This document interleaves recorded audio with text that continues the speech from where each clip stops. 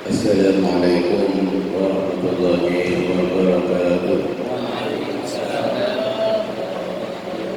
Bismillahirrahmanirrahim. Alhamdulillahil malikil a'lam.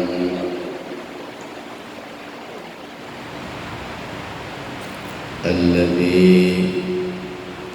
hatta alaina bil ittihadi wal i'tisam ونهانا عن الشر والتشاجر والتخالف والتنازل والاختصام الذي قد حفظنا من المعاصي والمخالفات والسيئات والمنكرات والآثام ووقانا عن الآفات والآفات والأمراض والمصائب والبليات والأوائك والأدائك والأسقام وصلى الله وسلم على سيدنا وحبيبنا وقرة أعيننا محمد خير الأنام شريف المقام حلو الكلام وعلى آله وصحبه النجبة الكرام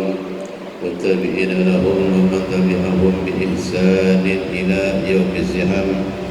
سبحانك لا علم لنا إلا ما علمتنا إنك أنت العليم الحكيم. رب اشرح لي صدري ويسر لي أمري واحلل عقدة من لساني يفقهوا قولي.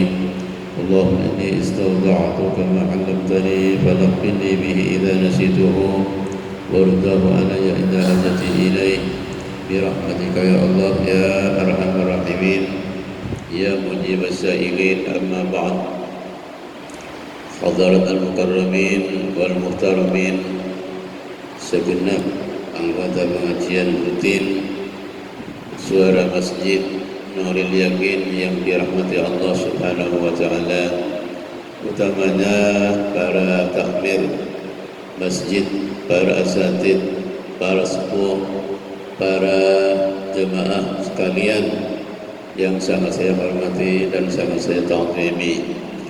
Pertama-tama mari kita panjatkan syukur alhamdulillah wa syukurillah kehadirat Allah Subhanahu wa taala. Sampai pada malam hari ini kita masih diberikan kesehatan oleh Allah Subhanahu wa taala. Rohani kita sehat, jasmani kita sehat.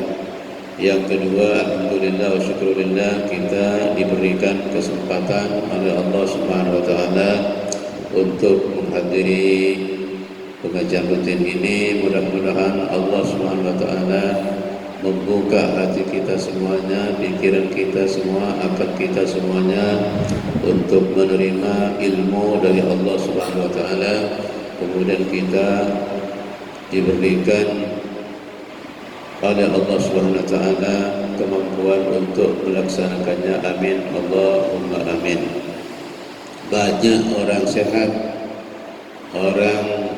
banyak, sehat rohani, sehat jasmani, namun walaupun mereka mungkin punya niat baik untuk selalu hadir di tempat-tempat zikir, di majelis-majelis ilmu, namun demikian mereka belum diberi kesempatan oleh Allah Subhanahu wa taala. Jadi dua nikmat setelah iman ini sangat-sangat penting bagi kita semuanya. Pertama, setelah iman Islam, nikmat sehat. Yang kedua, nikmat sempat. Begitu ya. Banyak orang sehat tapi tidak sempat. Kadang-kadang ada orang sempat tapi tidak sehat. Begitu. Banyak orang sehat tapi tidak sempat. Jadi dua-duanya ini kalau bersamaan, sempat sehat, sehat sempat. Ini sangat-sangat bagus. Karena kalau kita sehat kemudian sempat, itu berarti Allah memberikan peluang bagi kita untuk mencari dan mengumpulkan, mengkoleksi pahala-pahala besar dari tempat-tempat zikir dan tempat-tempat pengajian seperti ini. Amin Allahumma amin. Semoga kita selalu oleh Allah Subhanahu wa taala dibimbing, diberikan hidayah, diberikan taufik, diberikan kesempatan dan semangat. Begitu juga sehat yang prima dan mumpuni. Amin Allahumma amin. Salawatullah wa salamuhu semoga selalu terhaturkan dan diaturkan kepada hariman baginda Rasulullah Muhammad sallallahu alaihi wa alihi wasallam, yang karena beliaulah kita mengenal kebaikan kemudian kita melakukannya, dan karena beliaunya kita mengenal keburukan, kejelekan serta amal-amal yang tidak baik kemudian kita menjauhi. Amin Allahumma amin. Pengajian nyampe jauhnya musannif dalam makalah yang sangat singkat yang kita sebut di waktu-waktu lalu, di minggu lalu kita sudah menyebutkan dan sebagian ada kita sudah bahas ya. Kila dikatakan oleh para ulama, man aradallahu ta'ala bihi khairan kamilan faqahahu fid din wa zahadahu fid dunya wa bassarahu bi uyubih. Ini tiga hal dari makalah ini sangat-sangat berharga kalau kita bisa melakukannya. Barang siapa yang oleh Allah dia kehendaki baik dalam urusan agamanya, dalam urusan agama dia diberi pengertian oleh Allah Subhanahu wa taala. Kalau memang dia oleh Allah mau dijadikan orang yang baik. Faqahahu fiddin. Ini sudah dibahas ya minggu yang lalu. Maka urusan agamanya diberi ngerti, diberi faham, direzekin ilmu tentang urusan-urusan agama. Ini nomor satu.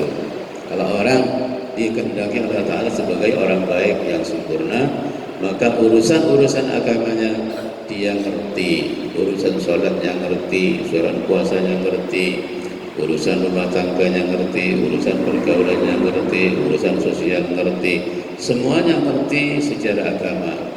Jadinya dia mengambil kebijakan-kebijakan baik dari yang paling kecil di lingkup keluarga, semuanya benar dan tepat, tidak nyimpang dari aturan-aturan Allah Subhanahu wa taala. Terus yang kedua, wa zahadahu fid dunya. Kalau orang itu dikehendaki baik oleh Allah Subhanahu wa taala, yang kedua dia itu diberikan zuhud. Diberikan kezuhudan dalam hatinya. Zuhud dalam hatinya. Zuhud bukan berarti tidak memakai harta, tidak memakai dunia, tetap memakai. Cuman terukur, ya, terarah, tidak bergoyah-goyah, dan tidak harta itu tidak bersarang selalu di dalam hatinya, hanya di telapak tangan saja. Jadi ketika sholat hartanya tidak bersarang di hati. Ketika sholat mobilnya tidak bersarang di hati, tidak bersarang di alam pikiran kita, tidak ada dalam jiwa, ditaruh di luar, hanya di tangan saja. Seperti penampilan para sahabat Rasulullah Sallallahu Alaihi Wasallam. Makanya kata ulama, ad-dunya fi sahabat fi akufihim, la fi sudurihim. Dunia dan harta itu bagi sahabat itu hanya ada di telapak tangannya. La fi sudurihim, tidak ada di dalam dadanya, tidak ada di dalam hatinya, tidak ada di dalam alam pikirannya. Kalau orang pada umumnya kan harta itu tidak ada di tangan, tidak ada di tangan, tapi hartanya itu ada di hati, ada di alam pikirannya, ada di dalam jiwanya. Jadi kemana-mana hartanya untuk dibawa. Walaupun secara fisik hartanya ada di rumah, ada di lemarinya, ada di bank, tapi secara maknawi hartanya terbawa kemana-mana, sampai di dalam sholatnya. Oleh karena itu orang yang demikian ini ketika sholat hartanya dibawa di dalam hatinya dan pikirannya, maka jelas tidak khusyuk menghadap Allah Subhanahu wa taala. Tidak akan fokus menghadap Allah Subhanahu wa taala.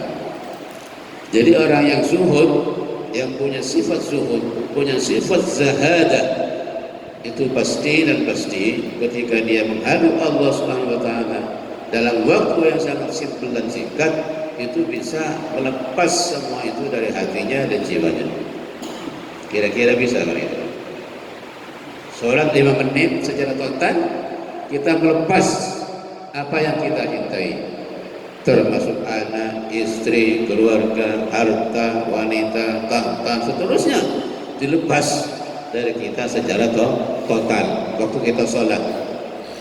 Itulah yang disebut sholat kita ini khusyuk, yang betul-betul dinyatakan oleh Allah SWT bahwa orang yang sholatnya khusyuk itu betul-betul dinyatakan orang itu sebagai orang yang selamat. Di surat Al-Mu'minun, qad aflahal mu'minuna alladzina hum fi salatihim khashi'un. Benar-benar beruntung orang-orang yang betul-betul khusyuk di dalam salatnya. Pertanyaannya, yang tidak khusyuk bagaimana, Kiai? Nah, itulah tergantung masyiah, tergantung kehendak dan rahmah, belas kasihan dari Allah Subhanahu wa taala. Yaghfiru liman yasha wa yu'adzibu man yasha.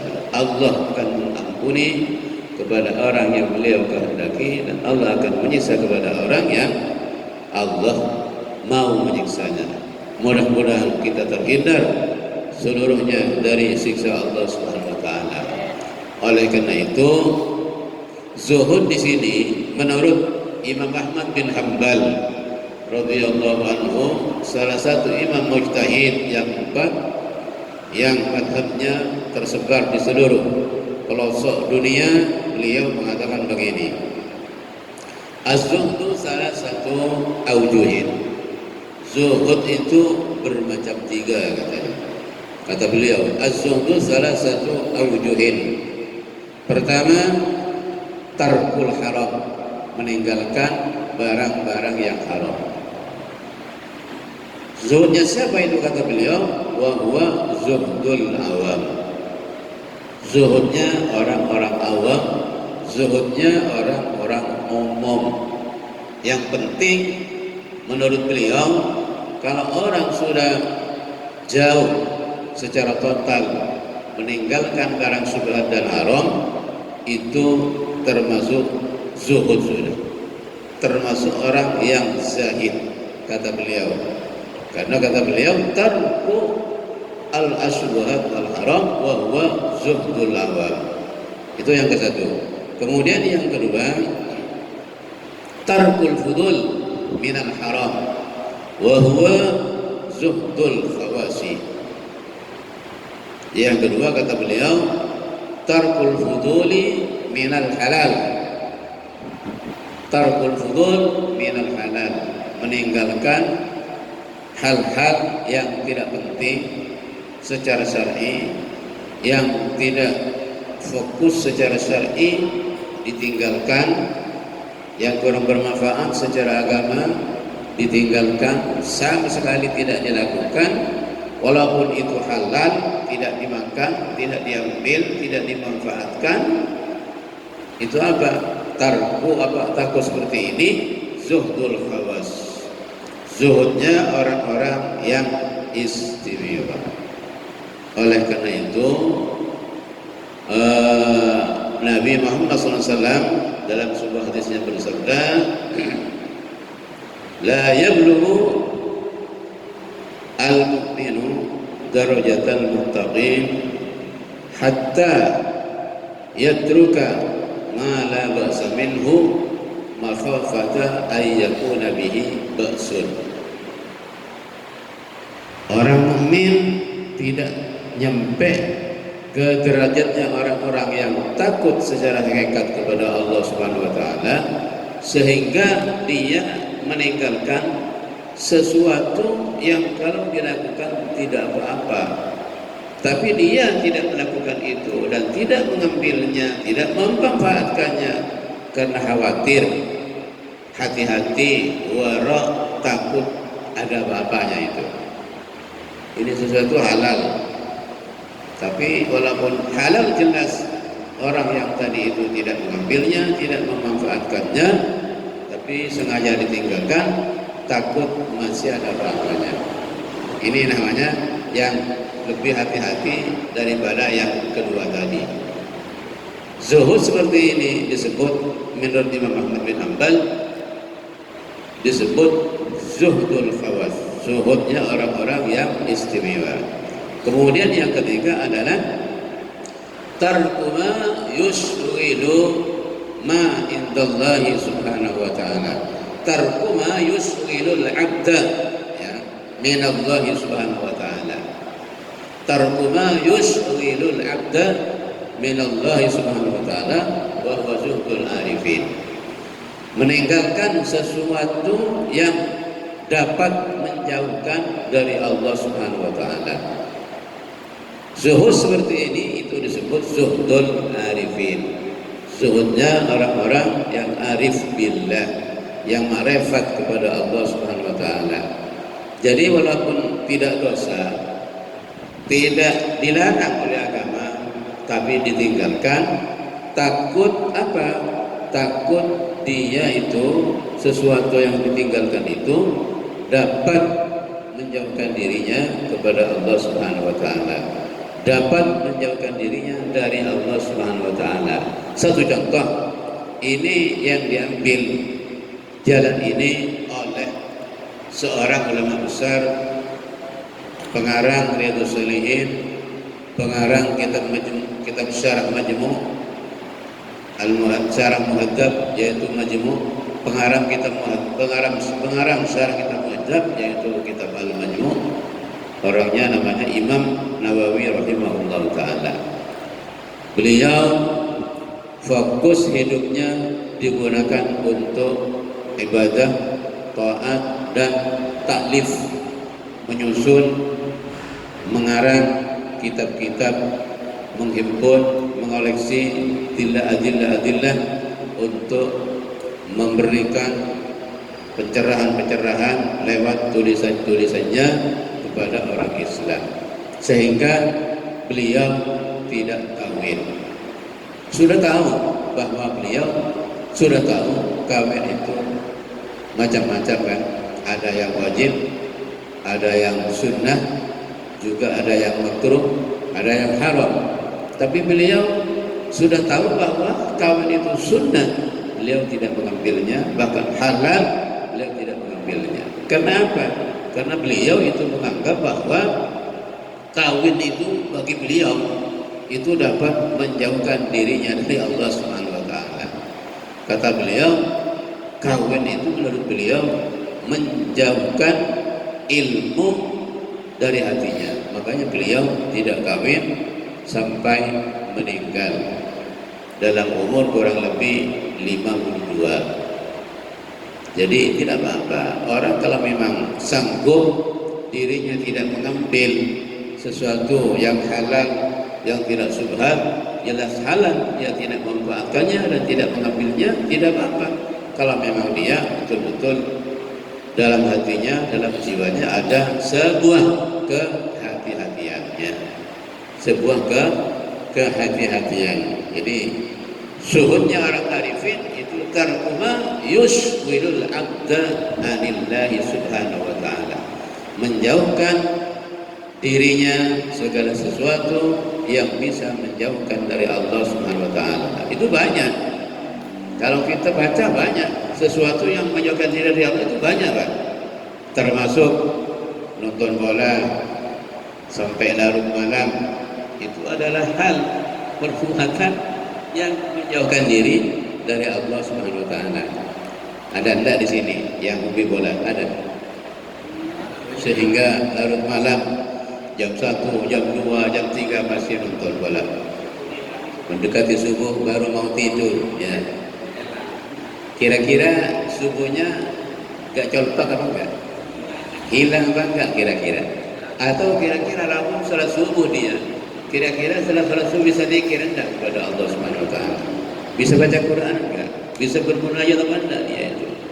Jadi itu namanya tarkul fudul, menjauhkan, meninggalkan segala sesuatu yang fudul, yang tidak ada gunanya, ditinjau dari segi agama dan segi syariat, itu ditinggal saja, tidak usah kita lakukan. Atau kalau kita melakukan, usahakan saja diperkecil volumenya. Jangan sampai kita ini kegiatannya selain sholat mungkin hanya digunakan untuk itu saja. Saya lihat masyarakat yang umum begitu. Jadi banyak melakukan sesuatu yang tidak ada manfaatnya. Oleh karena itu, yang namanya iblis itu ya, iblis itu sebetulnya bilang begini dalam statementnya iblis, halaqtun nasa bidzunub, kata beliau, kata dia, bukan beliau. Kalau iblis jangan bilang beliau, terlalu bagus dia. Jadi yang itu bilang, dia bilang begini statementnya, halaqtun nasa bidzunub, saya membuat manusia itu celaka dengan dosa-dosa. Tapi bagaimana? Fa'ahlakuni bil istighfar wa la ilaha illallah. Tapi sayangnya dia itu kemudian mencelakakan saya dengan banyak baca istighfar dan la ilaha illallah. Artinya apa? Iblis mencelakakan manusia dengan menggoda sampai mereka banyak melakukan dosa. Tapi manusia begitu melakukan dosa, baca istighfar, habis dosanya. Tobat, baca la ilaha illallah, habis dosanya. Saya jadi celaka, kata iblis. Jadi celaka, kata iblis. Kemudian iblis kan begitu, maka ambil jalan pintas. Fa'ahlaktuhum bil hawa. Maka saya mengambil jalan pintas, kata iblis, saya mencelakakan manusia dengan jalan yang lain, yaitu fa'ahlaktuhum bil hawa. Saya mencelakakan manusia itu dengan jalan lain, yaitu bil hawa, dengan kesenangan nafsu, dengan kecintaannya nafsu terhadap sesuatu perbuatan, iya kan? Main domino malam-malam waktu azan, tidak peduli ada azan, main sekap, menonton bola dan seterusnya, kegiatan-kegiatan sehari-hari seperti itu dilakukan, tidak peduli ada azan, tidak peduli dipanggil Allah Subhanahu wa taala, tidak peduli ibadah yang lain, tidak peduli pengajian apa atau tidak, atau ada, tidak peduli sudah. Itu namanya hawa. Itu namanya hawa. Hawa ini kecintaan, ya, kecintaan nafsu terhadap sesuatu, itu namanya hawa. Orang yang seperti ini, Pak, orang yang seperti ini kasihan betul. Kalau sudah kulino, sudah konsisten istiqomah hawanya, difokuskan, diperuntukkan untuk sesuatu yang tidak ada gunanya, ini kasihan. Kapan dia itu bisa mengumpulkan kebaikan-kebaikan? Kapan kalau begitu dia itu bisa memperbaiki dirinya? Kapan dia itu bisa mendekatkan diri kepada Allah Subhanahu wa taala? Sulit, Pak, kalau sudah begitu. Oleh karena itu, mari kita latih diri kita ini supaya bisa menjauhkan diri dari hal-hal yang fudul, yang tidak ada gunanya. Karena itu Nabi bersabda dalam hadis sahih, la yu'minu ahadukum hatta yakuna hawa nafsihi taba'an lima jitu bihi. La yu'minu ahadukum hatta yakuna hawa nafsihi taba'an lima jitu bihi. Tidak akan sempurna salah satu di antara iman kalian sehingga hawa nafsu kalian itu tunduk, patuh kepada apa yang saya bawa, yakni syariat Allah Subhanahu wa taala, ya. Patuh kepada apa yang saya bawa, yaitu syariat Allah Subhanahu wa taala.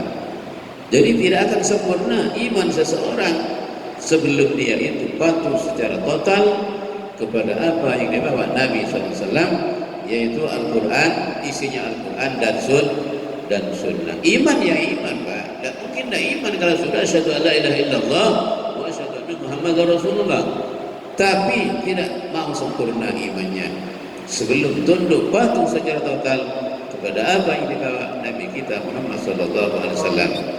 Mudah-mudahan kita semuanya diberikan taufik, diberikan hidayah oleh Allah SWT, sehingga kita bisa mengurangi, dapat mengecilkan volume kecintaan hawa nafsu kita kepada sesuatu yang kurang bermanfaat. Amin. Allahumma amin. Ini yang kedua. Yang ketiga, Kalau orang itu diberikan kebaikan, kata Allah yang sempurna dan sempurna, maka yang ketiga itu diberikan kemampuan untuk mengoreksi aibnya sendiri, mengoreksi celahnya sendiri, mengoreksi kekurangannya sendiri, ya. Basarahu bi nafsi. Dia diberi faham, diberi ngerti, diberi melihat celahnya sendiri, aibnya sendiri, kekurangannya sendiri, kelemahannya sendiri, ya. Karena pada dasarnya, pada intinya, seluruh manusia itu punya kelebihan dan kelemahan, punya kelebihan dan kekurangan, punya kesempurnaan dan kekurangan, ya, seluruhnya siapapun. Tapi orang yang diberikan hidayah oleh Allah Subhanahu wa taala, yang diberikan sinyal kebaikan-kebaikan dalam dirinya secara sempurna, maka dia diberikan pengertian dan pemahaman tentang kekurangan yang ada pada dirinya. Pada umumnya kan begini, Pak. Ada orang yang memang tidak pernah melihat kekurangannya sendiri, tidak pernah melihat dan mengoreksi kelemahannya sendiri, tidak pernah melihat dan mengoreksi aibnya sendiri, tapi dia sibuk mengoreksi kekurangan orang lain, tapi dia sibuk mengoreksi kelemahan orang lain, tapi dia sibuk mengoreksi celah orang lain. Ini manusia yang celaka kalau seperti ini, ya. Karena diantara nafsu yang 5 itu diantaranya adalah an-nafsul lawwamah, atau dengan redaksi lain an-nafsul laimah, ya. Salah satu nafsu yang 5 adalah nafsu al-lawwamah atau an-nafsul laimah, nafsu yang selalu mengoreksi, mengontrol kekurangan orang lain, sampai-sampai dia kesenangannya, hobinya itu menggunjingi orang lain terus, menggunjingi tetangga-tetangganya, sementara kekurangan dan kelemahan dan aib yang ada pada dirinya tidak pernah dikoreksi, tidak pernah dikontrol, tidak pernah muhasabah, tidak pernah mengintrospeksi diri. Padahal oleh Nabi kita Muhammad SAW yang disebut orang itu pandai, cerdik, cerdas, itu orang yang mengoreksi dirinya, yang muhasabah, pintar muhasabah, mengoreksi dirinya secara internal ke dalam. Ini yang disebut pintar. Dia bersabda, al-qayyisu man dana nafsahu wa amila lima ba'dal maut. Al-qayyisu man dana nafsahu wa amila lima ba'dal maut. Orang yang pintar, yang cerdas, kata Nabi, yaitu orang yang mengoreksi dirinya sendiri, mengontrol dirinya sendiri, wa amila lima ba'dal maut, dan dia beramal, berbuat, berbekal sebanyak-banyaknya untuk persiapan setelah mati nanti dikubur dan seterusnya. Pertanyaannya begini, adakah kita ini persiapan untuk setelah mati dikubur? Punya persiapan berapa, Pak? Persiapan untuk mati dikubur. Sudah siap kira-kira untuk menjawab pertanyaan mungkar nakir? Siap kira-kira, ya? Siap, Pak. Ini pertanyaan yang tidak bisa dijawab kecuali orangnya sendiri yang bisa jawab. Makanya rumah itu, mungkin saya sering sampaikan, rumah itu ada 3. Baituna fid dunya, satu adalah rumah kita di dunia ini. Yang kedua, baituna fil kubur, rumah kita di dalam kubur. Yang ketiga, baituna fil akhirah, rumah kita di alam akhirat. Orang sekarang berbondong-bondong itu memperbaiki rumah kita yang di dunia. Bangun rumah secara permanen, Masya Allah biayanya miliaran, ya kan? Miliaran. Tetangganya sudah bagus, sebelahnya lebih bagus lagi. Sudah bagus sebelahnya, nanti ada lebih bagus lagi. Terus tenafus begitu. saling berlomba-lomba untuk membangun rumah kita yang di dunia. Sementara rumah kita yang asli itu dilupakan, Pak. Rumah mana? Rumah di kubur itu rumah kita yang asli. Itu rumah kita yang asli. Insya Allah tidak pindah-pindah kita di situ, Pak. Kecuali nanti di akhirat, yaumul ba'tsi, hari kebangkitan, baru kita pindah ke alam akhirat. Jadi kalau dari sekarang ada orang mati, kiamat kurang 1000 tahun, mereka dikubur 1000 tahun sudah tidak pindah-pindah. Kecuali nanti di hari kebangkitan, di hari ba'ats, hari kiamat, itu baru dia pindah. Kemana? Ke mahsyar dan terus. Coba bayangkan, kita akan hidup di alam kubur sekian ribu tahun, sekian ratus tahun, tapi kita tidak menyiapkan bekal untuk hidup di situ. Rumah kita tidak dibangun. Gimana kira-kira? Sementara hanya di dunia ini yang kita bangun dengan biaya yang besar, biaya yang mahal, biaya yang tinggi. Ntar lagi sudah rumahnya baik, permanen, masya Allah, bagus, mentereng. 1 minggu lagi mati. Dibawa enggak rumahnya di dunia? Kan dibawa. Makanya ada seorang yang nanya kepada Abu Nawas. Ditanya oleh Abu Nawas, di mana rumahmu? Abu Nawas, rumah saya di sana. Di mana? Ayo ikut saya. Sampai di kuburan, kata orang Madura Jarat, ini rumah saya. Marah-marah dia. Loh, saya kan nanya rumah kamu, kok ditunjukkan ke kuburan? Lah ya kan betul. Ini rumah saya dan rumah kamu yang asli. Yang asli. Dia orang itu kalah sudah. Ya, bangun Pak. Ayo, rumah kita di kuburan itu dibangun. Bangunnya bagaimana? Banyak baca sholawat pada Nabi Muhammad SAW. Kuburan kita nanti akan bersinar, akan bercahaya. Banyak baca istighfar, kubur kita akan bersinar. Banyak baca Al-Quran, kubur kita akan bersinar. Banyak sedekah kepada fuqara masakin, orang lemah, itu nanti kubur kita akan bersinar. Oleh karena itu Nabi bersabda, nanti di kuburan, ar-rajulu yakunu fi qabrihi tahta dhilli sadaqatihi. Kata Nabi, ar-rajulu fi qabrihi tahta dhilli sadaqatihi. Atau kama qala, seorang laki-laki, contoh saja, perempuan juga bisa, yang contoh saja, orang laki-laki ini nanti di kuburannya akan berada di naungan sedekahnya. Jadi kalau banyak sedekahnya kepada duafa yang membutuhkan, itu nanti di kubur itu kuburannya bisa bersinar dan bisa teduh, tidak panas, sejuk, tidak menyulitkan dan tidak menyusahkan di kuburan. Karena pada intinya Bang, amal kita di dunia ini nanti ini menjadi teman kita di alam kuburan. Karena kalau kita mati Bang, yang ngantar itu 3. Yatba'ul mayyita idza mata thalathun. Yarji'u ithnani wa yabqa wahidun. Nanti kalau kita mati yang ngantar itu 3 macam kelompok.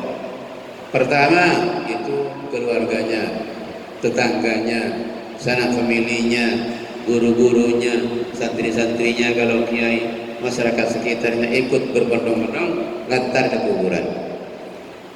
Itu yang satu. Yang kedua, hartanya ikut.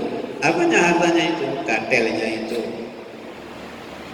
ikut ke kuburan. Kemudian tutupnya itu ikut ke kuburan. Sarung yang dibungkuskan ikut ke kuburan. Harta yang ikut dan keluarga semuanya kembali. Selamat tinggal, jawab saya pulang, kata orangnya, kata keluarganya. Kata hartanya, selamat tinggal ya, saya pulang. Uyat wa amaluhu. Yang satu tetap, amalnya tetap tidak kembali. Amal itu macam 2. Amal baik, amal buruk tetap bersama dia di alam kuburannya. Untung-untung Kalau yang bersamanya itu amal baiknya bisa menjadi teman. Makanya ada sebuah cerita yang mengatakan dalam sebuah kitab saya baca, itu orang yang baik, orang yang bagus, kemudian dia itu meninggal, amal baiknya, yang amalnya itu baik diterima Allah Subhanahu wa taala setelah dia mati. Sebelum dia itu mati, sebelum dia dikubur, itu sudah menunggu di dalam kubur. Amalnya itu berbentuk malaikat, berapa orang itu nunggu dia setelah dikubur. Kemudian dia itu setelah dikubur nunggu di dalam kubur. Setelah dia nunggu di dalam kubur, mendekati dia, di dekatnya dia duduk, amalnya itu berbentuk malaikat. Datanglah Munkar Nakir dalam ceritanya itu. Setelah datang Munkar Nakir, dibangunkan semuanya itu, didudukkan, duduk dengan duduk yang sempurna, rohnya dikembalikan. Kemudian si malaikat Munkar Nakir itu mau periksa orang yang mati tadi. Suruh pergi itu orang itu, malaikat itu sama Munkar Nakir. Mungkin tidak kenal walaupun sama malaikatnya. Iya Pak ya, kita juga nggak kenal kan, sama manusia juga nggak kenal. Kamu siapa? Kata Munkar Nakir. Saya ini temannya ini yang mati ini. Sudah pindah ke sana, jauh-jauh dari masjid. Saya akan periksa ini, katanya. Sudah jangan, periksa saja, saya di sini, katanya. Silakan diperiksa, saya di sini. Saya kan temannya mayit ini, katanya. Disuruh pergi, tidak mau pergi. Terus periksa dia. Ditanyakan malaikat itu sama malaikat Munkar Nakir. Mayit itu ditanya, "Marrabbuka?" Yang jawab siapa? Yang jawab itu amalnya itu yang jawab. Keluar dari mulut dia. "Marrabbuka?" "Allah Rabbi." "Wa man nabiyyuka?" "Muhammadun nabiyyi." "Wa ma qiblatuka?" "Al-Qur'anu al-Ka'batu qiblati." "Wa ma imamuka?" "Siapa imam kamu?" "Al-Qur'anu imam." Terus dijawab. Yang jawab itu amalnya tadi itu. Amal yang tadi itu bisa jadi nanti Pak, yang di dalam kubur itu yang punya amal baik, punya amal positif, tidak usah repot-repot sampean, tidak usah ragu-ragu. Walaupun di dunia ini sampean tidak tahu bahasa Arab Pak, man rabbuka, tidak tahu apa man rabbuka itu. Nanti di dalam kubur tahu sendiri. Amal baiknya itu yang menjawab. Sekalipun orang gila itu nanti ditanya dalam kubur. Kalau sebelum gila itu balew. Jadi kalau gilanya itu nanti setelah balewnya itu 15 tahun, kemudian 1 tahun lagi gila, dia tetap ditanya nanti walaupun matinya dalam keadaan gila. Yang jawab apa nanti? Yang jawab amal baiknya dia yang dilakukan sebelum dia gila, itu bisa menjawab kepada pertanyaan para malaikat. Jadi bagi kita Pak, kematian itu bagi orang-orang yang baik tidak usah sampai repot-repot, tidak usah takut-takut. Oh itu pasti terjadi kan? Pasti terjadi, pasti kan? Jadi yang pasti terjadi, orang takut tapi tidak siap, itu menurut saya itu kurang waras Pak. Kurang waras. Atau kalau perlu tidak waras. Sudah tahu bakal terjadi dan pasti, tapi sampai tidak menyiapkan itu. Makanya dipersiapkan biar kita ini termasuk golongan orang yang waras gitu ya. Amin. Allahumma amin. Kalau sampai tahu ceritanya Imam Haramain. Imam Haramain itu setelah meninggal itu dimimpikan sama santrinya. Nanya kepada Imam Haramain, bagaimana Kiai sampean setelah mati oleh malaikat Munkar Nakir? Iya, setelah saya mati dikubur ditanya saya, "Mar rabbuka?" katanya. Terus apa jawabannya? alihada us'alu wa qad faliya bihada umri, katanya. Jadi dia langsung jawab, apa mereka? Fulan, marrabbuka, siapa Tuhanmu? Jawabnya semua hal bagaimana? Jawabnya Imam Haramain, alihada us'alu wa qad faliya bihada umri. Apa kata Imam Haramain? Masa saya ditanya ini, wong seumur saya dihabiskan untuk lafaz Allah ini, katanya. Malaikat Munkar Nakir dilawan oleh orang-orang ini. Marrabbuka, fulan, siapa Tuhan kamu? Jawabannya apa kata Imam Haramain? Alihada us'alu wa qad faniya bihada umri. Masa saya ditanya ini, wong seumurnya saya ini sudah dihabiskan untuk ini, lafaz Allah ini, kok mesti ditanya saya? Bagaimana mereka Munkar Nakir? Tolak-tolak keduanya. Pergi apa? Matur ke Allah SWT. Ya Allah, saya ini berdoa setelah periksa hamba sempian namanya Imam Haramain. Saya ini dilawan dia begini-begini. Apa kata Allah? Ya sudah, bilang sana, suruh tidur saja seperti tidurnya kemanten. Istirahat seperti tidurnya kemanten. Itu hamba saya yang baik, kata Allah SWT. Enak kan? Enak kan? Kalau Imam Sibawayh ditanya, Imam Sibawayh ini bakal nahu. Jadi orang yang paling alim ilmu nahunya itu Imam Sibawayh. Masyhur itu sudah. Beliau setelah meninggal diimpikan oleh salah satu santrinya. Ketemu dia dalam mimpi. Beliau dalam mimpi. Bagaimana Ki setelah mati sampean? Waduh Jong, saya setelah mati ditanya oleh malaikat Jong. Tapi saya lawan malaikat itu Jong. Tanya bagaimana Ki? Ditanya ini. Yang 5 itu, marrabbuka wa man nabiyuka wa man, terus ditanya itu semuanya. Saya lawan malaikat itu. Bagaimana melawan sampean Kiai?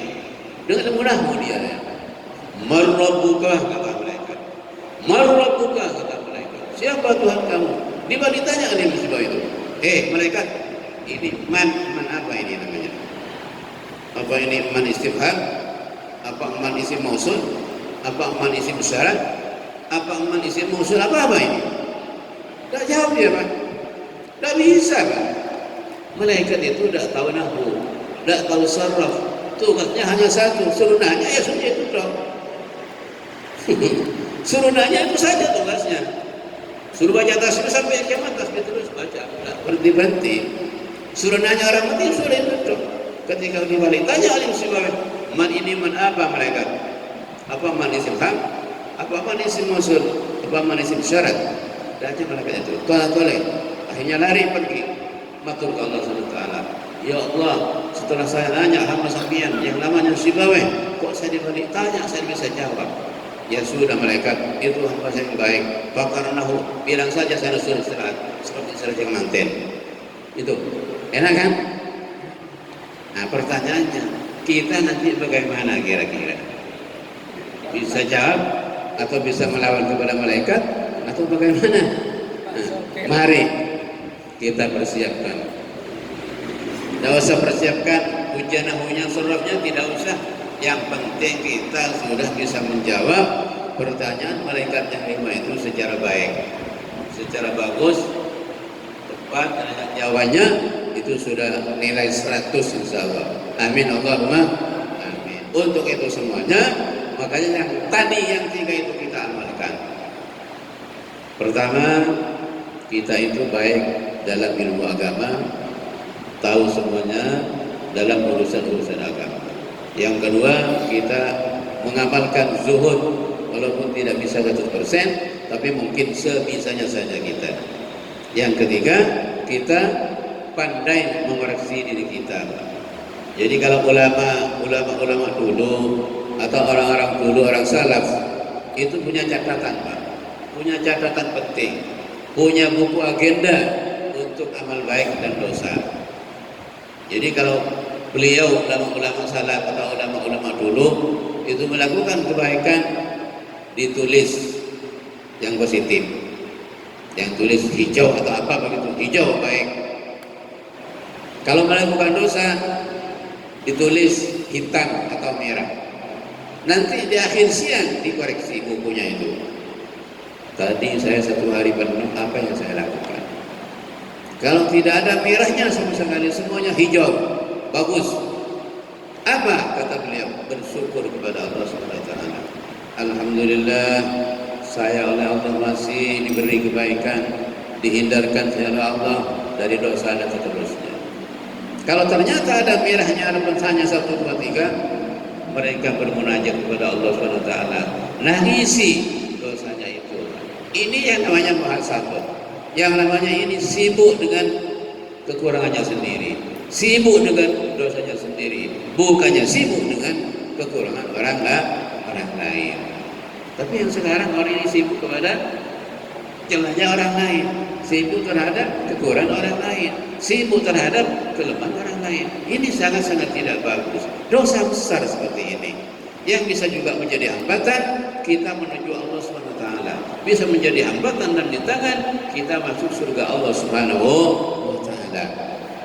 Mudah-mudahan kita terhindar dari ini semuanya, malapetaka yang sangat merusak dan menjaga kita ini. Amin Allahumma amin. Kemudian ya, wal maqalatu tsaniyatu, adapun makalah yang nomor 2 dan 40, Rasulullah sallallahu alaihi wasallam, diceritakan dari Rasulullah sallallahu alaihi wasallam, hubbiba ilayya min dunyakum, kata Rasulullah sallallahu, saya oleh Allah Subhanahu wa taala diberi kecintaan dari dunia kalian, ya, dari dunia kalian. Di dunia kalian salasun, 3 hal saya oleh Allah, kata Nabi, diberi kecintaan, diberi kesenangan kepada 3 hal itu. Apa saja? Salasun, 3 hal saya diberi kecintaan oleh Allah Subhanahu wa taala. Pertama adalah at-tibu, keharum-haruman, parfum, ya, parfum, minyak harum. Apa minyak harum itu namanya? Parfum, ya. Parfum atau apa? Atau apa lagi? Apa Ustaz? Parfum itu. Jadi beliau itu harum, Pak. Di samping beliau cinta terhadap parfum dan keharum-haruman, keringat beliau itu harum, lebih harum daripada minyak misik. Aslinya, Pak, keringat beliau itu harum, lebih harum daripada minyak misik. Oleh karena itu pada suatu ketika yang namanya Ummu Aiman, Fatimah beliau tidur di rumahnya karena beliau khatimnya, pelayannya, ngambil wadah seperti bakul kecil. Rasulullah itu tidur di ranjangnya, yang mungkin ranjangnya tidak seperti ranjang kita.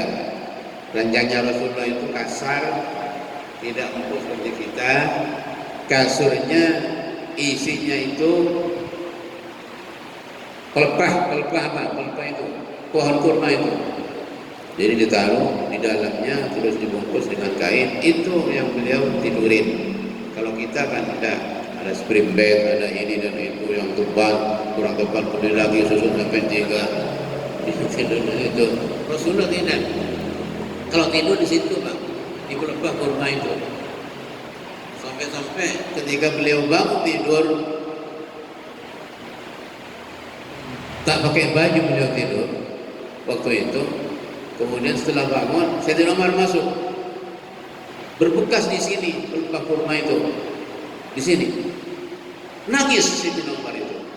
Ya Rasulullah, sampai ini Rasulullah, sampai ini kepala negara, sampai ini Nabi Allah, sementara Raja Kisra, Raja Kaisar, kekayaannya seperti itu Rasulullah, sampai seperti ini.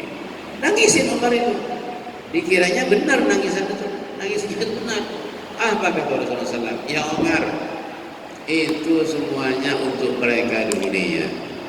Saya ini untuk akhirat, bukan untuk dunia. Saya ini untuk akhirat, bukan untuk dunia. Sudah barang tentu mereka itu untuk dunia. Nanti di akhirat mereka tidak akan kebahagiaan, keselamatan, kebahagiaan. Tapi kita Muhammad Rasulullah ini nanti di akhirat. Saya tidak perlu seperti itu. Kita ini hanya hidup sebentar. Ibaratnya hanya lalu di dunia ini, lewat saja. Kalau mukim masih mending. Ini kata Rasulullah kepada Ibnu Umar, kun fid dunya ghariban aw amir sabilin, kata. Pesan Rasulullah, kun fid dunya ghariban aw amir sabilin. Ibnu Umar, kamu di dunia ini bagaikan orang yang asing, aw amir sabil, atau hanya lewat saja di dunia ini. Jadi pesan Rasulullah kepada Abdullah bin Umar, kamu di dunia ini seperti orang asing ya. Jangan lama-lama, asing itu kan tak lama. Atau amir sabil, hanya lewat saja. Kalau lewat kan tak mungkin. Lewat saja di dunia ini. Jadi kalau hanya lewat kan ada persiapan. Cek kerongeng lewat. Apa sih coba kita lewat? Lagi lah. Ditinggal semua. Ya. Oleh karena itu Rasulullah kaitannya dengan ini, dengan apa namanya tadi, senang kepada harum-haruman. Di samping beliau senang, keringatnya sendiri lebih harum daripada fisik. Dibuktikan oleh Ummu Aiman itu. Ketika beliau tidur, beliau ambil wadah seperti bakul, ditaruh di bawah ranjangnya, keringatnya nites sedikit demi sedikit, diambil oleh Ummu Aiman itu untuk misik dirinya dan diberikan kepada sahabat-sahabat yang lain. Rebutan kalau sahabat. Jadi aslinya sudah harum, lain dengan kita. Kalau kita ini aslinya bukan harum, sengit, nyengit, apek, kalibek, dan seterusnya. Oleh karena itu kita niruh Nabi, mari ketika kita mau sholat, ambillah harum-haruman sedikit, diusapkan di baju kita semuanya, kita bawa seperti ini. Ini banyak di toko-toko. Ini sunnah, Pak. Terutama ke masjid kita pakai harum-haruman ini. Makanya Rasulullah itu beliau paling tidak suka kepada orang yang ke masjid yang makan makanan baunya yang sengit, yang tidak enak baunya. Contohnya seperti apa? Makan jengkol, makan pete, ya, tidak enak baunya. Kemudian makan bawang mentah, bawang putih mentah, bawang merah mentah, dibawa ke masjid, tidak sikat giginya, mulutnya tidak dibersihkan, itu tidak boleh oleh Rasulullah SAW. Sampai-sampai beliau bilang begini, di Riyadhus Shalihin disebutkan begini, diceritakan dari sahabat kalau tidak salah Abi Hurairah, man akala thuman aw basalan fala yakrabanna masajidana, wa fi riwayatin fala yakrabanna masjidana. Man akala thuman aw basalan fala yaqrabanna masajidana, wa fi riwayatin fala yaqrabanna masjidana. Barang siapa makan suman, bawang putih yang masih mentah, kalau sudah matang tidak apa-apa, kalau hilang baunya sudah. Au basalan, atau bawang merah masih mentah, apa katanya beliau? Fala yaqrabanna masajidana, maka sungguh jangan mendekat ke masjid kita. Apalagi masuk, mendekat saja tidak boleh, apalagi masuk ini tidak boleh. Makanya oleh ulama-ulama fuqaha, ulama-ulama fikih mengatakan sunnah liman hadara al-jama'atah awil jum'atah ayyatatayyaba bitibin. Ya, ini kata-kata fikih. Sunnah liman hadaral jama'ata awil jum'ata ayyatatayyaba bitibin kabiskin aw amberin aw ghairihima. Disunnahkan bagi orang yang hadir ke berjemaah atau ke Jumat ke masjid untuk berharum-harum dengan bibit. Itu sunnah yang yang harum atau dengan parfum ya. Sunat itu Pak. Makanya kalau mau sholat, mau jumatan, pakai ini ya, pakai. Jangan terbalik. Orang sekarang terbalik. Kalau mau ke pasar, mau ke mall, mau ke resepsi, harum semuanya, disemprot semuanya, mulai dari ujung kepala sampai ujung kaki, disemprot semuanya. Di sini, edek-edeknya ini, edek yang kedua, disemprot semuanya. Masya Allah, baunya harum betul. Tapi ketika menghadap Allah, mau ke masjid, sholat, ya pakaiannya yang sudah dipakai 1 bulan dan dicuci, dipakai sholat. Dan sudah penuh dengan keringat itu, belum mandi lagi, apalagi harum, belum mandi lagi, keringnya Masya Allah. Jangan begitu. Kita ini menghadap Allah harus dengan bersih, suci, harum, itu sunnah. Makanya masjid ini adalah mahallu tanazzulil malaikah, tempat turunnya para malaikat di masjid Pak. Makanya di kitab-kitab fikih itu tertulis semuanya. Kalau orang kita mau ke masjid, mau jumatan, disunahkan mandi dulu Pak. Disunahkan mandi dulu kalau sudah mau berangkat. Kalau berangkatnya jam 11, mandinya pagi, Jumatnya silang, bau lagi Pak. Kalau sudah mau berangkat, itu baru mandi pakai sabun, bersih, kemudian pakai anduk, setelahnya diberi harum-haruman, pakai baju yang baru dicuci, disetrika, nyentrik, tajam di sininya. Kalau perlu pakai sorban diikatkan begini, lebih-lebih imam masjid. Salah kaprah sekarang ini. Jadi imam masjid tidak pernah pakai sorban. Coba Ustaz, pakai sorban itu. Pakai Ustaz, ya. Takut sih mana? Pakai sorbannya Ustaz. Pahalanya Masya Allah besar sekali Ustaz.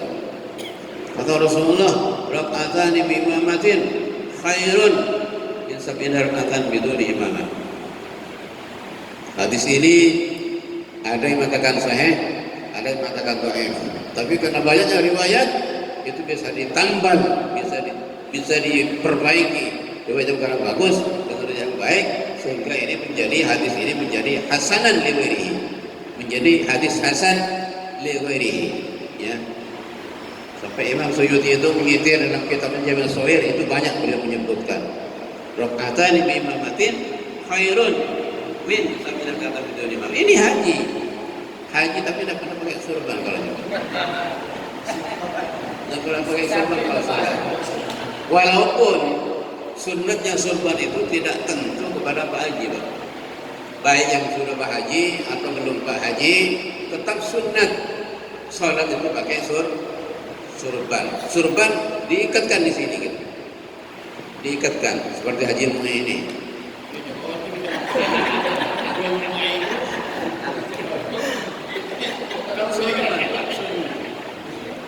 Makanya dalam sebuah hadis, jadi 2 rakaat pakai surban itu lebih bagus nilainya daripada 70 rakaat tidak pakai surban.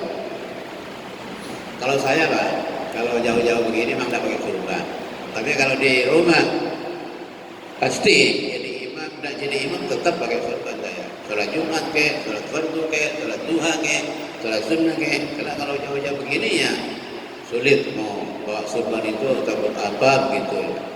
Hanya begini saja sudah apa ya. Surban itu kalau untuk sholat ya, untuk sholat. Ya.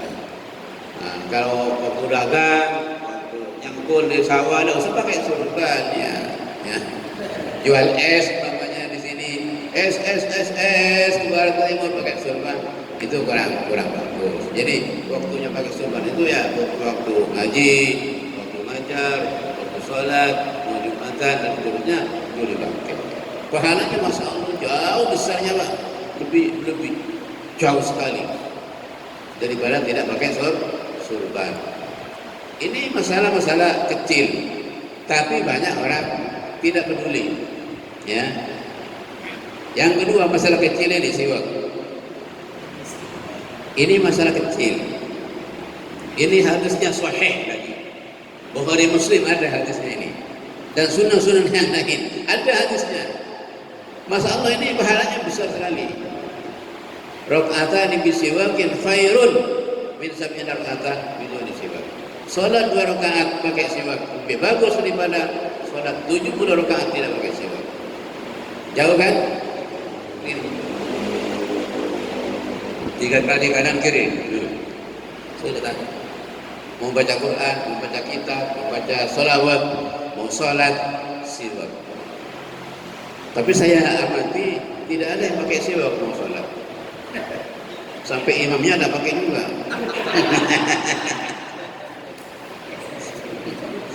Pakai ya. Bahkan di kitab-kitab fikih Ustaz disebutkan wa yusannu as-siwaku inda iradati kulli khairin. Disunatkan siwak ketika dia itu mau melakukan sesuatu yang baik, seperti baca Quran, baca hadis, baca kitab, sholat dan seterusnya, disunatkan siwak. Ya. Lalu siwaknya seperti apa? Wal afdalu as-siwaku bi arokin. Ini arok namanya. Yang afdal siwak itu pakai pohon arok. Ini pohon arok. Namanya arok bil kaf. Wa illa kalau tidak bisa, kata ulama fikih, fa bi kulli khasimin, maka dengan sesuatu benda yang kasar yang bisa membersihkan gigi. Seperti apa? Pohon bambu, cabangnya itu diambil. Jangan yang besar, jangan seperti jikut ini, kecil seperti ini, diambil. Ya, dihaluskan ujungnya. Bahkan di kitab-kitab ini disebutkan kalau memang tidak ada arus, tidak ada kasar, tidak ada, wa yusannu bi tarafi thawbihi, disunnatkan siwak dengan ujung bajunya. Tapi kalau selamanya Pak, ini kalau lupa Pak, ya.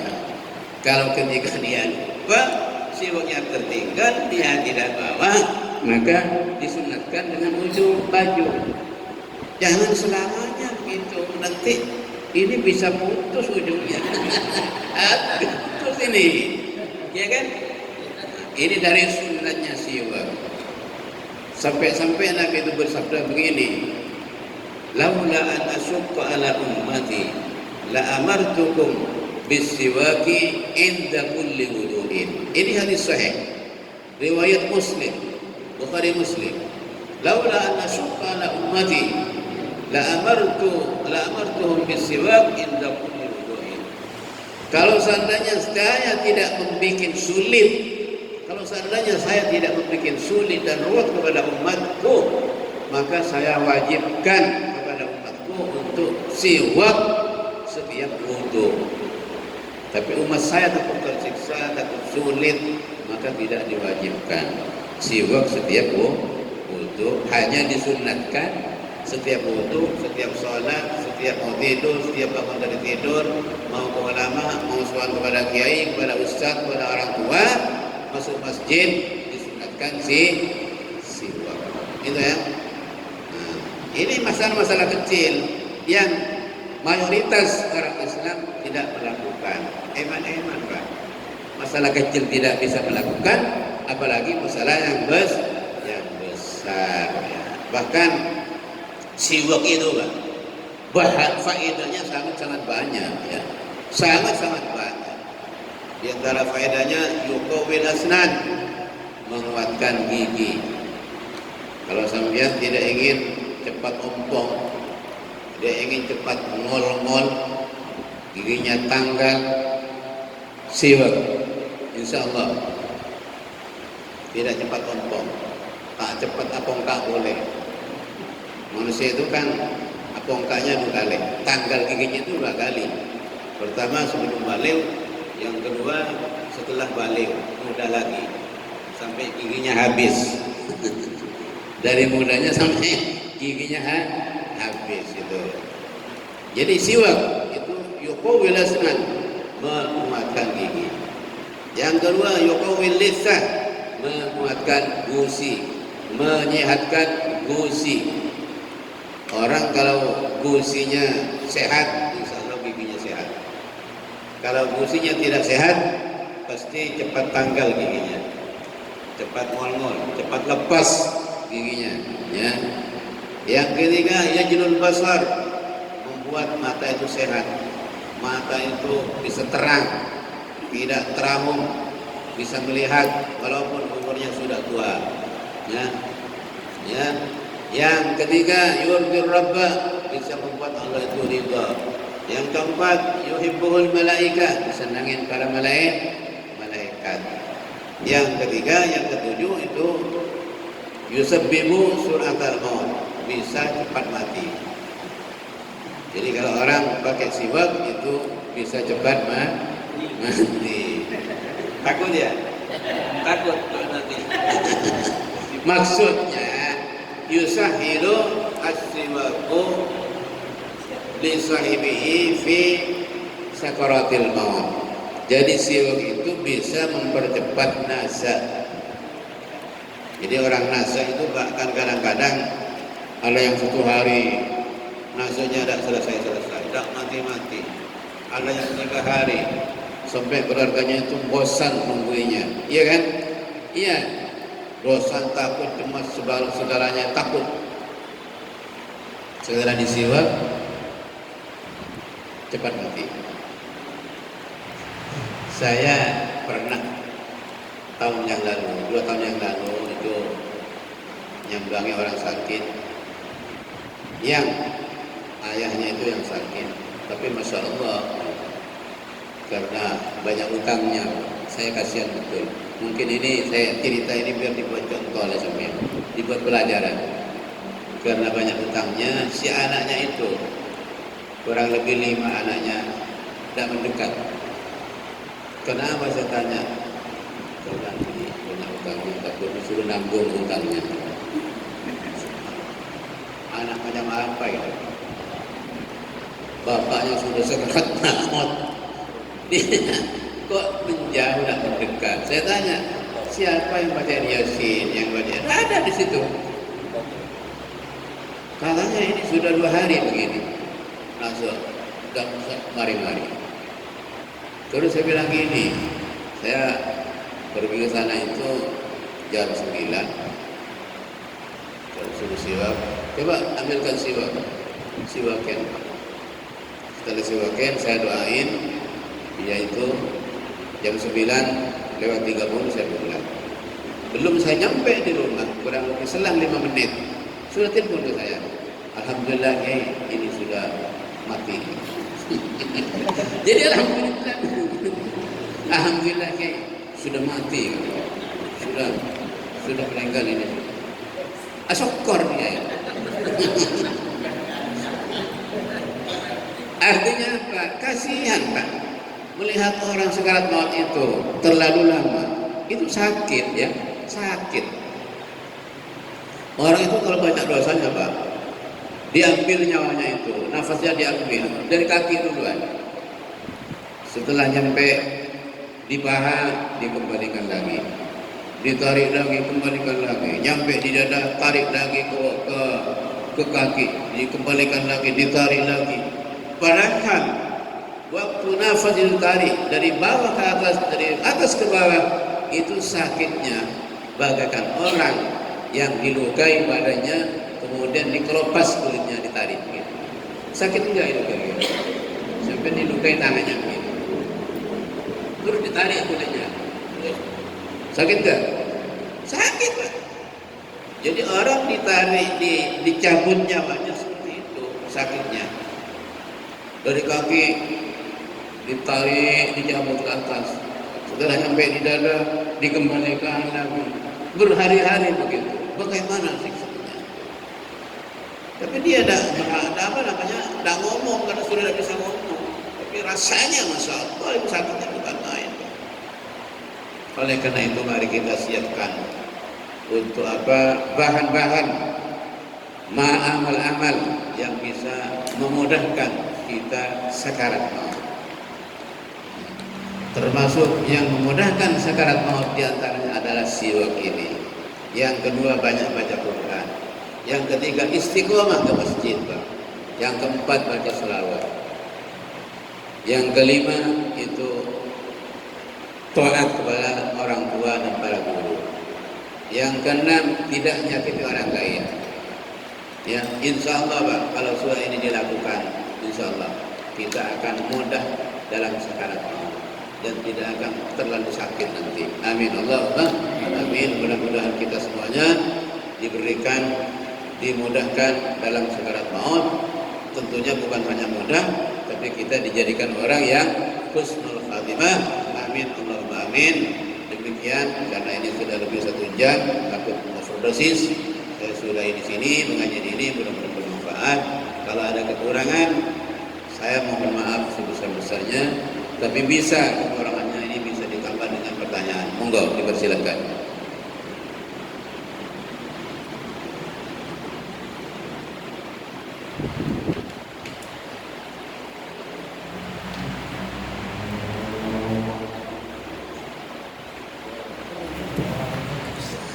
Apa perbedaannya memuji seseorang dengan seseorang mengamalkan amar ma'ruf nahi munkar? Sekali.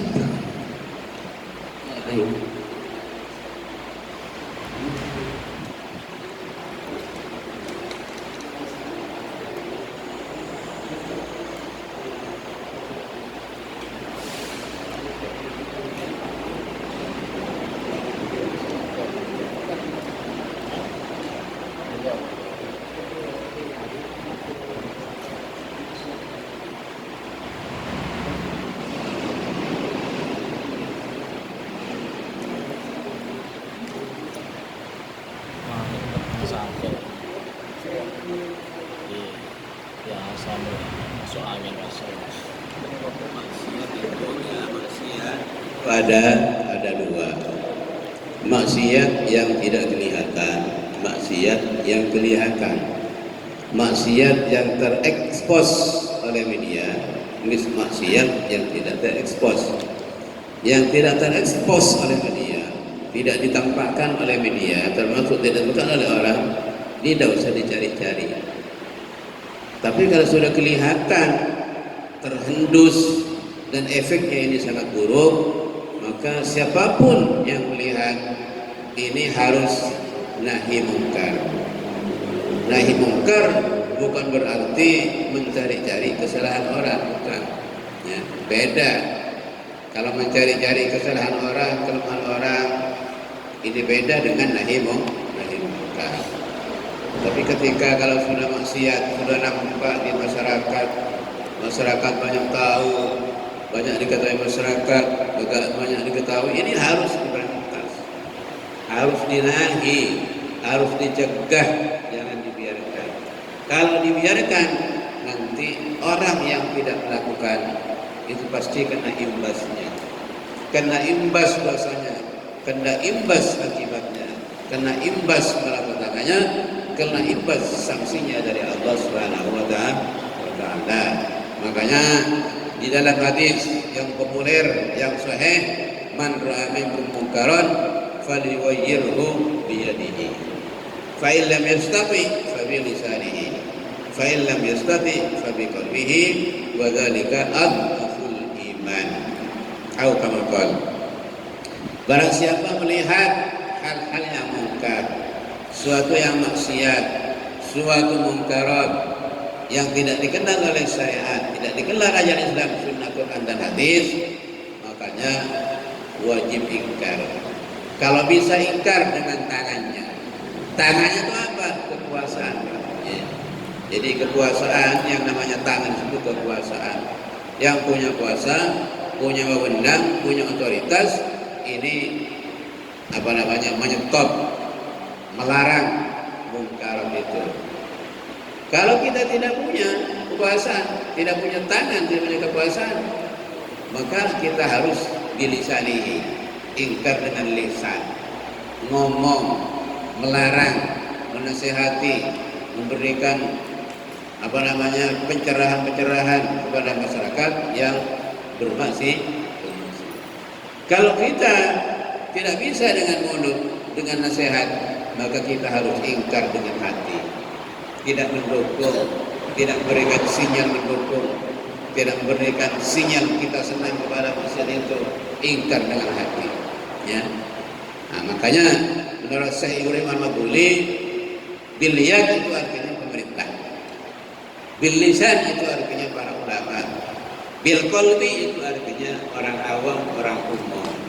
Jadi kalau tiga sudah sepakat, pemerintah, ulama, orang awam sepakat mencegahnya, bisa semuanya, tidak ada yang sulit. Yang tidak bisa itu kalau tidak kompak. Ulamanya, orang awamnya sepakat melarang, tapi pemerintahnya loyo, tidak mau melaksanakan dengan alasan ini masalah ekonomi, nah ini masalah bisnis, ini masalah ini dan itu. Ini tidak bisa selama itu. Tapi alhamdulillah yang namanya ini tempat maksiat di situ tuh namanya apa itu? Fudoli itu. Fudoli yang teman-teman Fudoli itu bisa dilarang. Kenapa? Karena sudah kompak ulamanya, majelis ulamanya, NU-nya, pemerintahnya, masyarakat umumnya semuanya sepakat, maka bisa ditutup. Setelah Fudoli ditutup, alhamdulillah lubang-lubang bertebaran kemana-mana mencari tutup sampai ke Madura imbasnya. Lubang-lubang cari tutup berkeliaran. Ya begitu, terima kasih. Ada lagi?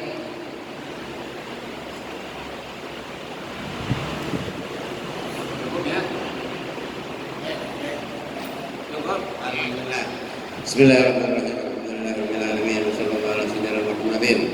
Salatan tahabu lana biha min awqal al-imdad wa fawqa al-murad fi dar dunya wa dar al-ma'ad wa ala alihi wa sahbihi wa sallam. Allahumma allimna ilman nafqahu bihi awamir qurnahi warzuqna fahman na'lamu bihi kayfa najik warzuqna fahman nabiyyin wa hifdzal mursalin wa ilhamal malaikatil muqarrabin wa lana bil ilmi wa lana bil ilmi وَأَغْنِنَا بِالْعِلْمِ وَأَكْرِمْنَا بالتقوى وجملنا بالصحة والعافية برحمتك يا أرحم الراحمين. اللهم لا تدع في مقامنا هذا ذنبا إلا غفرته ولا هما إلا فرجته ولا مريضا إلا شفيته ولا دينا إلا قضيته ولا ميتا إلا رحمته ولا مذنبا إلا غفرته ولا ضالا إلا هديته ولا ضالا إلا هديته ولا جاهلا إلا علمته ولا حاجة من حاج الدنيا هي لك رضا ولنا بها صلاة إلا قضيتها ويسرتها برحمتك يا أرحم الراحمين.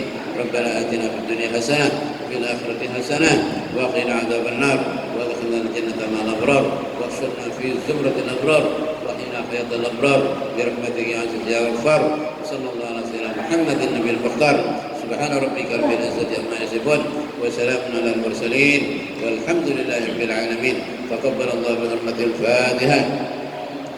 بسم الله الرحمن الرحيم. الحمد لله رب العالمين الرحمن الرحيم مالك يوم الدين إياك نعبد وإياك نستعين اهدنا الصراط المستقيم صراط الذين أنعمت عليهم غير المغضوب عليهم ولا الضالين آمين.